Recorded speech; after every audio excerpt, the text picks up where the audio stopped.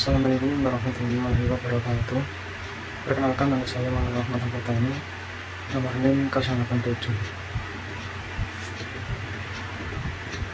Kami akan membahas tentang studi Al-Quran.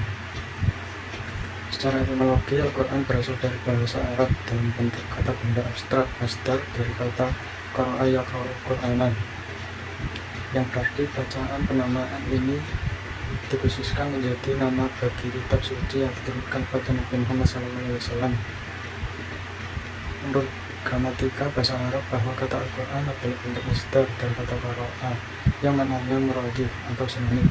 Dengan kata qira'a artinya bacaan, tampaknya tidak menyalahi aturan karena mengingat pemakaian yang dipergunakan Al-Quran dalam berbentuk tempat dan ayat.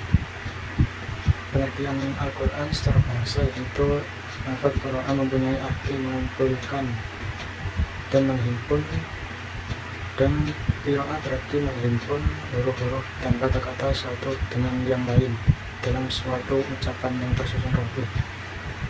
Nama lain Al-Quran yang populer di kalangan umat Islam yaitu Al-Kitab, Al-Furqan, Al-Dzikr, dan Al-Tanzil.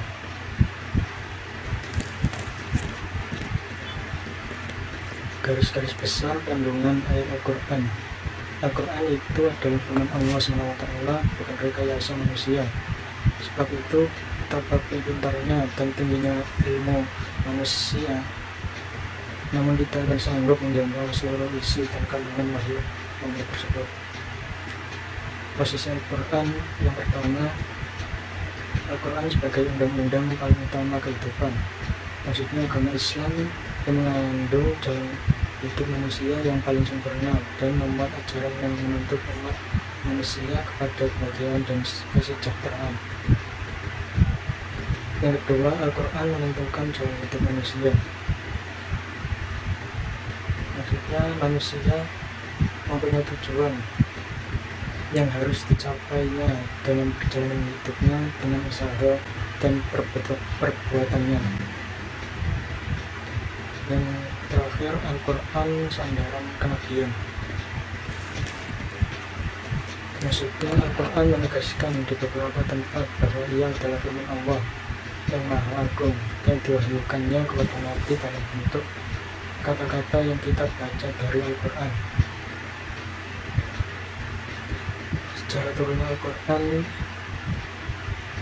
Al-Quran sebagai wahyu Allah diturunkan kepada Nabi Muhammad SAW dengan perantaraan malaikat Jibril, sebagaimana disebutkan dalam Al-Quran surat As-Su'ara ayat 192 sampai 195, bahwa Al-Quran adalah kalam Allah yang diturunkan oleh malaikat Jibril kepada Nabi Rasulullah dengan lafaznya berbahasa Arab.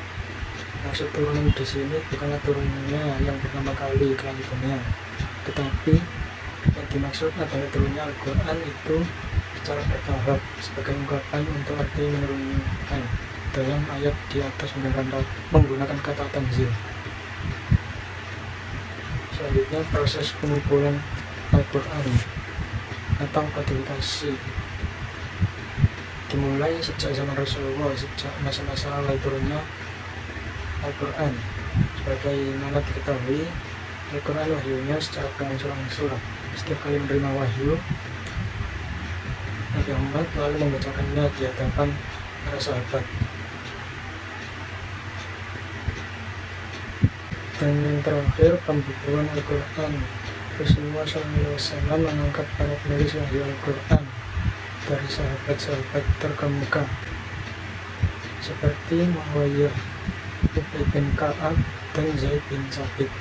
Bila ayat turun, ia memerintahkan menuliskannya dan menunjukkan di mana tempat ia tersebut dalam surat.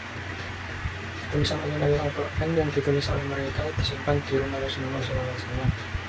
Mereka pun masing-masing menulis yang disimpan sendiri. Sekian kurang lebihnya, mohon maaf.